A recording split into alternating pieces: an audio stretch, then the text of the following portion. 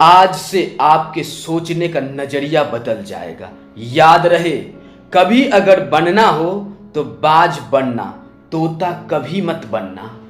तोता बोलता तो बहुत है लेकिन ज्यादा ऊंचाई तक उड़ नहीं सकता। बाज बोलता बहुत कम है पर सबसे ज्यादा ऊंचाई पर उड़ता है और बाकी पंछियों का राजा होता है एक बाज। आज मैं ऐसे 5 पॉइंट्स बताऊंगा जो आपको बाज से सीखना चाहिए।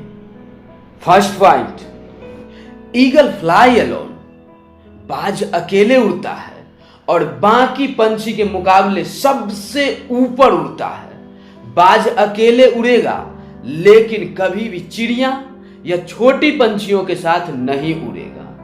बाज या तो बाज के साथ उड़ता है या फिर अकेला उड़ता है और इससे हमें यह सीख मिलती है कि छोटी सोच वाले से हमेशा दूर रहो और अकेले रहो, क्योंकि यही वो समय है जब खुद को जानने का असली मौका मिलता है। सेकंड पॉइंट, बाज का विजन बहुत ज्यादा क्लियर होता है, बहुत ज्यादा स्ट्रांग होता है। बाज अपने शिकार को 5 किलोमीटर दूर से ही देख लेता है और जब एक बार उसे अपना लक्ष्य दिख जाता है तो उसके बाद रास्ते में कितनी भी मुश्किलें क्यों ना आ जाए, वो अपने लक्ष्य को हासिल करके ही दम लेता है। इससे भी एक बहुत बड़ी सीख मिलती है कि अपना विजन क्लियर रखो और उसे हासिल करने में फिर चाहे कितनी भी मुश्किलें क्यों ना आ जाए, पीछे मत हटो उस बाज की तरह।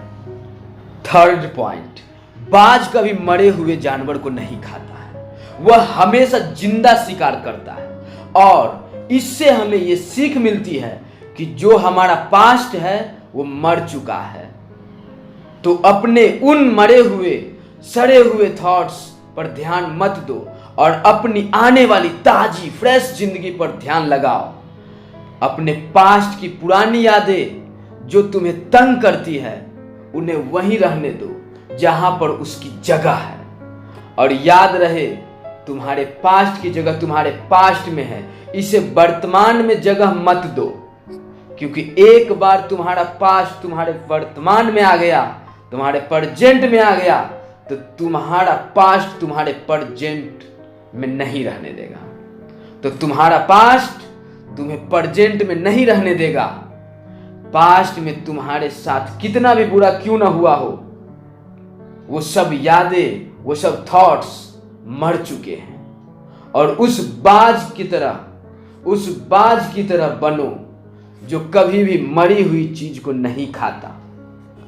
फोर्थ पॉइंट, जब आंधी तूफान आती है तो बाज बहुत ज्यादा एक्साइटेड हो जाता है। जब बारिश होती है तो सारे पक्षी छिपकर बैठ जाते हैं लेकिन बाज को बड़ा मजा आता है।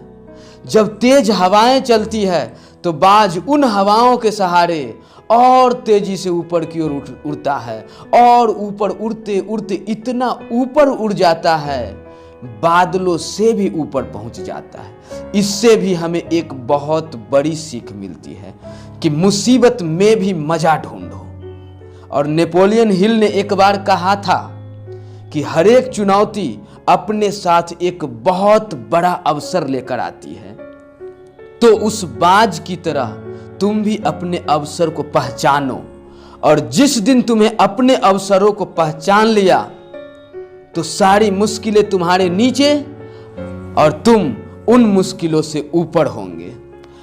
फिफ्थ पॉइंट, बाज अपने घोंसले में से सॉफ्ट घास को हमेशा निकाल देता है ताकि बाज का जो बच्चा होता है वह उसमें कंफर्टेबल ना हो सके, क्योंकि अगर वो घोंसले में कंफर्टेबल हो गया तो वह वहीं रहना पसंद करेगा, लेकिन बाज कभी ऐसा होने नहीं देता।